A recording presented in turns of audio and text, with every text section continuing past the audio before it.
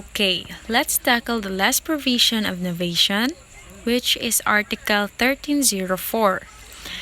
It says that a creditor to whom partial payment has been made may exercise his right to the remainder and he shall prefer to the person who has been subrogated in his place in virtue of the partial payment of the same credit. So it is a partial subrogation. To make it short, suppose that there is a two creditor, old creditor and new creditor. Old creditor is who still remains a creditor as to the balance, while new creditor is a creditor to the extent of what he had paid to the creditor. To clear, suppose that si Narvasa may utang kay Reclin ng 5,000 pesos and with the consent of Narvasa and Reclin, si Lemmy binayaran niya si Reclin ng partial worth 2,500 pesos at meron pang remaining balance na 2,500 pesos. And Lemmy and Reclin are both creditor of Narvasa.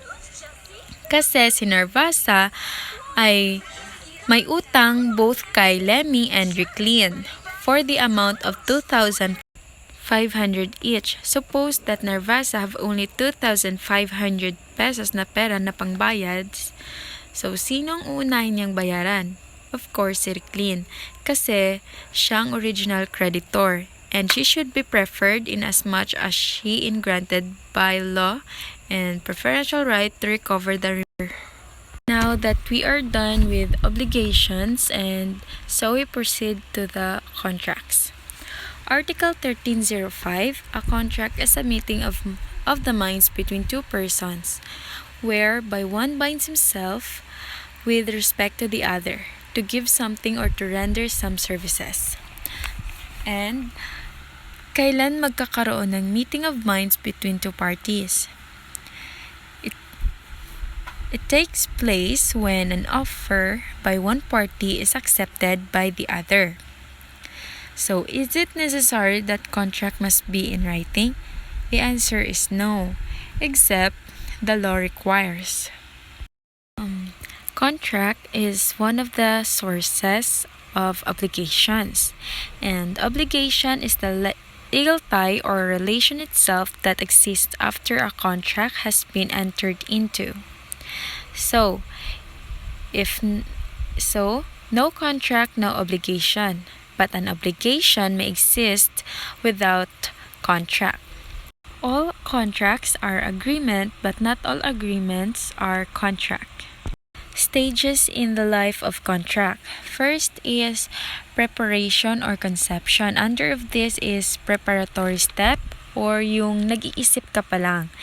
And second is bargaining point, which is halimbawa ikaw nag-offer ka pero wala pang kasunduan.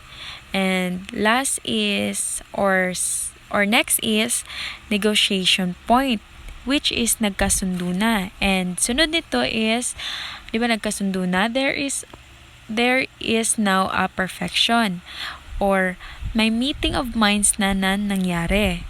And the last is consummation, where parties, halimbawa, nagkasundo na. So, in consummation, parties have to perform their respective obligations.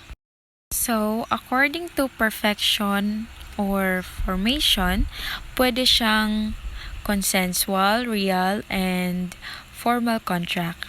The consensual is perfected by mere consent, and real is perfected by delivery.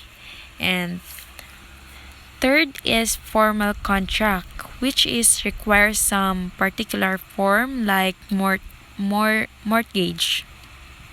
According to cost or equivalent value of prestation, first is onerous. Ito yung dapat meron siyang equivalent valuable consideration or interchange. And gratuitous, ito ay ang isang party ay walang natatanggap na any equivalent prestation kasi nga ito ay for free or kumbaga voluntary. And third is remunerative. Ito ay for service previously rendered. According to degree of dependence, under this is principal, which is pag stand-alone ang contract like sales and lease. And second is accessory. Example of accessory is mortgage. And bago ito, kailangan muna may principal obligation like loans. And third is preparatory. Hindi pa nila kinoconsider ang contract as an end to itself, pero siya ay means lang for a future transaction like agency or partnership. Pwede rin siya maklarify through according to parties obligated. First is unilateral. There is only one of the parties ang may obligation. Example of this is comodatum or like humiram ka ng ballpen. Ikaw na humiram, ikaw lang yung may obligation na kailangan ma-fulfill sa classmate mo then or you are obliged to bring it back after a while pagkatapos mong gamitin. And second is bilateral. Both parties are required to render prestation. Example, sale and lease, which is in sale. Halimbawa, ikaw yung seller, may obligation ka na mag-serve sa customer. And the customer is obliged to pay for his purchase or her purchase. According naman to name or designation, first is nominate. Nominate, ito yung may particular name o designation na binigay ang batas. Examples are contract ng sale, or contract ng deposit agency, or a contract of lease. And the second is innominate. Ito naman yung contract na hindi o wala pang special name. And sa according to subject matter naman, pwede kasi yung contract involving things. Example, sale, deposit, and pledge. And second is pwede ring involving rights or credits. Example is use of RAC, assignment of credits. And third is involving services like agencies and lease of services. Another classification of contract is according to number of person who participated in the drafting of contracts. First is ordinary contract, where both parties are involved. And second is contract of adhesion, where example of this is insurance contract, which is prepared only by one party. Kumbaga, take it or leave it. Article 1306, the contracting parties may establish such stipulation, clauses, terms and conditions as they may deem convenient, provided they are not contrary to law, morals, good customs, public orders, or public policy. This talks about freedom to stipulate, autonomy of will, principle of freedom, principle of autonomy of contracts. But to our lesson, mas prefer ang autonomy of contracts. And the general rule of this provision is parties are free to stipulate into anything. However, it should not be illegal. Let's move to Article 1307. Innominate contracts shall be regulated by the stipulation of the parties by the provisions of Titles 1 and 2 of this book, by the rules governing the most analogous nominate contracts, and by the customs of the place. So, in Article 1307 provides answer kung ano ang mag-govern sa mga innominate contracts. Ang mga mag-govern according to this provision is the stipulation of the parties.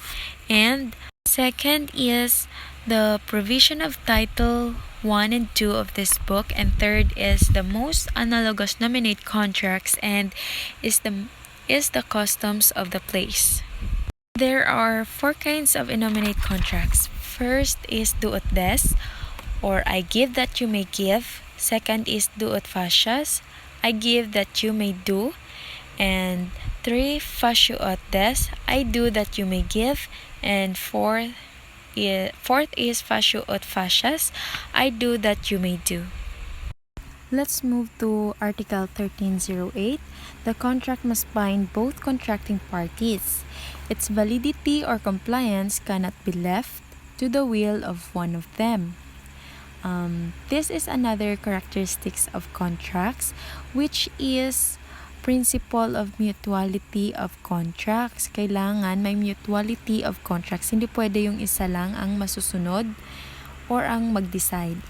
And this provision says that both are of the same footing or both parties have right. Sabi nga dito na its validity or compliance cannot be left to the will of one of them. Or let's say, in every terms and policy sa kontrata, dapat inagrihan ng both parties or dapat may mutuality of contracts. Article 1309. The determination of the performance may be left to a third person whose decision shall not be binding until it has been made known to both contracting partner. Under this article, the determination of the performance may be left to a third person kasi hindi pwede na isa lang ang magdesisyon para sa kontrata. Example, si Reclin ay ibebenta ang bahay niya kay Narvasa. And they both agreed na si Lemmy, who is a real estate appraiser, ang mag-decide ng price. In this case, si Lemmy ang third person. And this is the end of my given topic po, and I hope I explained it clearly. And thank you and God bless.